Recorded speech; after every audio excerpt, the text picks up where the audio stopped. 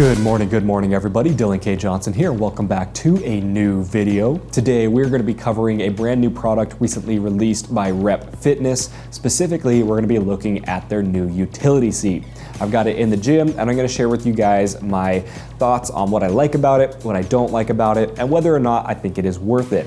So without further ado, I'm going to try and keep this video short and sweet. So if you want to see any of the detailed specs or information like that on the utility seat, I will have it linked down below in the description so you can check it out over on Rep's website.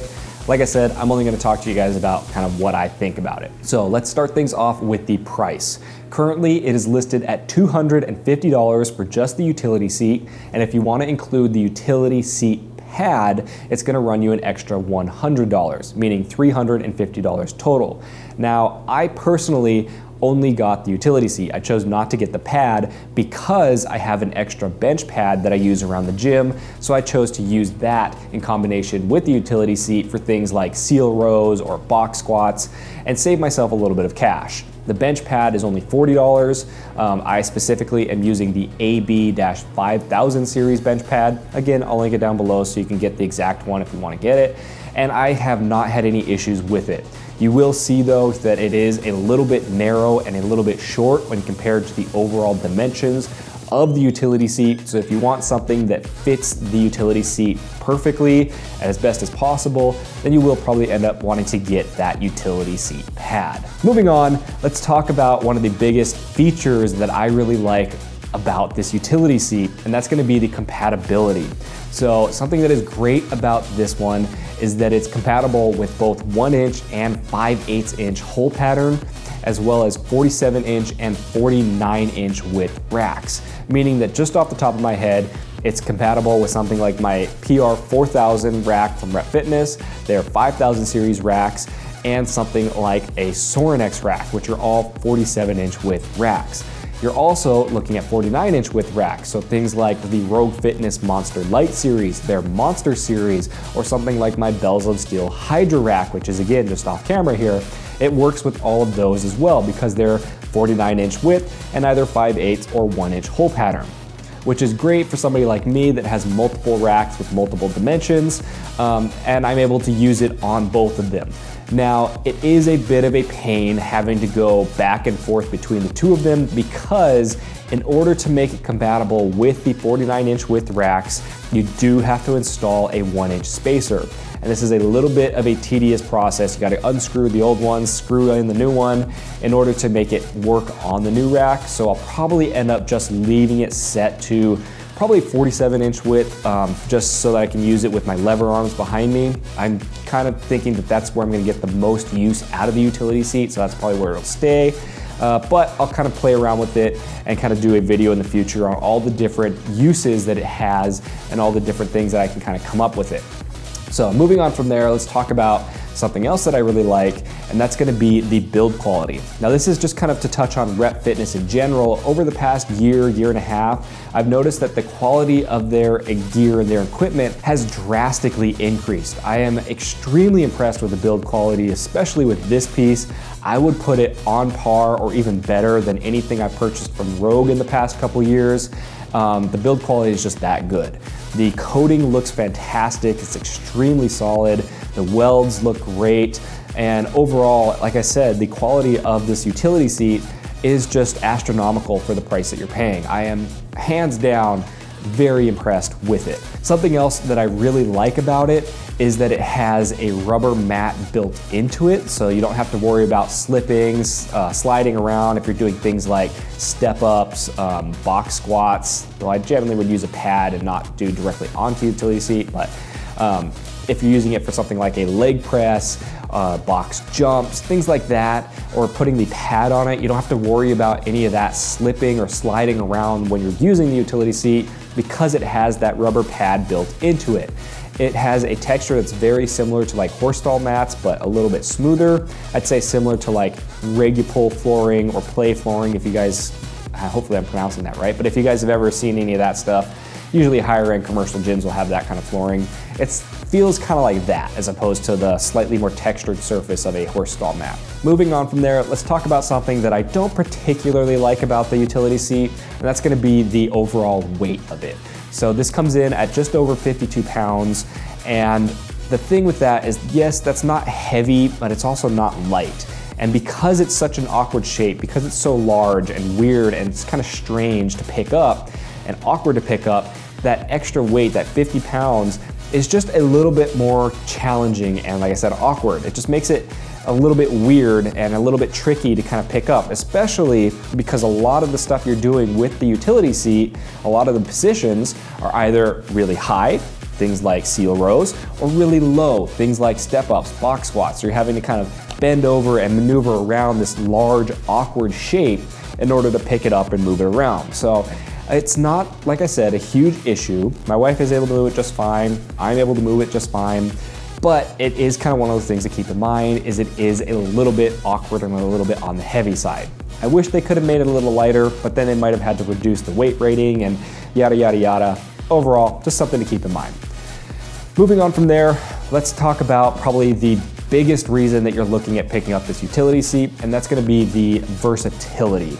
In the future, like I said, I'm gonna do a dedicated video to all the different movements and all the different things you can do with it, but just kind of to quickly touch on a few of them that I know a lot of people are really interested in.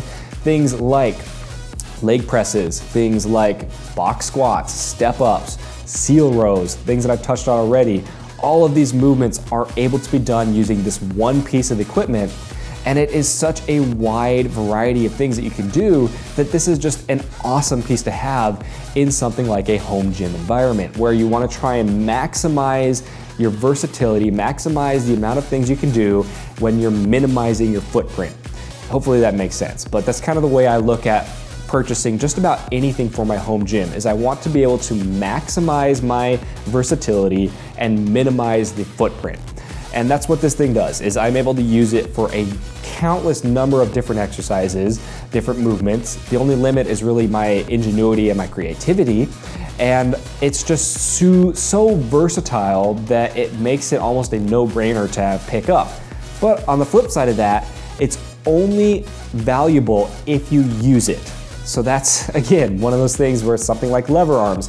They're only versatile and they're only valuable if you actually use it. Because it can be a little bit of a pain to set up, you might not end up using it for all of the wide variety of exercises that you might think you want to use it for. And that's where, again, another kind of con to the utility seat comes in, is setting it up.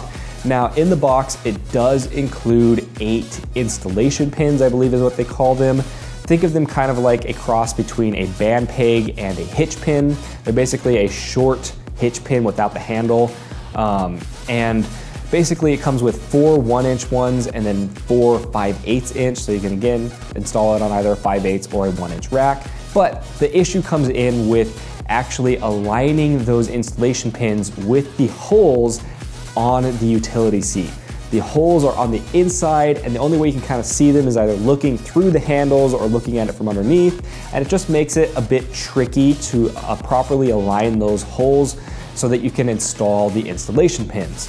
Now, something that I'm going to be doing in order to kind of speed up or make that process easier is I'll actually probably make a mark on top of the utility seat towards the edge that lines up with whatever holes I decide to use for the installation. So that way I can just kind of quickly line that mark up with the hole on my lever arms, my spotter arms, my rack, whatever it may be, and then I can slide the hitch pin or the installation pin in real quick and easy that way. That's kind of one of those things where it's like, it's a bit of a pain, but there's workarounds to make it a lot easier. So overall, that's kind of my initial thoughts and kind of my experience with this. Would I say it's worth it? If you're going to use it, absolutely. It is currently the best priced utility seat on the market. The only other things that I could find that are comparable are something like the Rogue Monster utility seat, which is $285, not including shipping, only compatible with 49-inch width, 1-inch hole pattern racks. Then you've got the Sorinex utility seat, which I believe is $320, not including shipping again. Only compatible with 47-inch width and 1-inch hole pattern racks. And then you've got something like the Stray Dog Strength utility seat, which is 49-inch width, 5/8 or 1-inch hole patterns, but that one does come with a pad. I believe the pad is built into it actually, so you can't really use it for a lot of other things. I might be wrong on that, don't quote me on that, check it out for yourself. But just basically that's all to say that the Rep Fitness utility seat is probably the best utility seat option currently on the market for just about any rack out there. I don't believe Rogue makes a utility seat for their 5/8 inch, their Monster Light racks, so you're kind of stuck there. I believe Bells of Steel currently has a utility seat in the works. Again, don't quote me on that. I think I've seen it teased. I can't quite remember. So you might keep an eye out for that in the future. But in terms of the price point, in terms of the build quality, I 100% would recommend this utility seat to anybody that is in the market for one. It is built extremely well.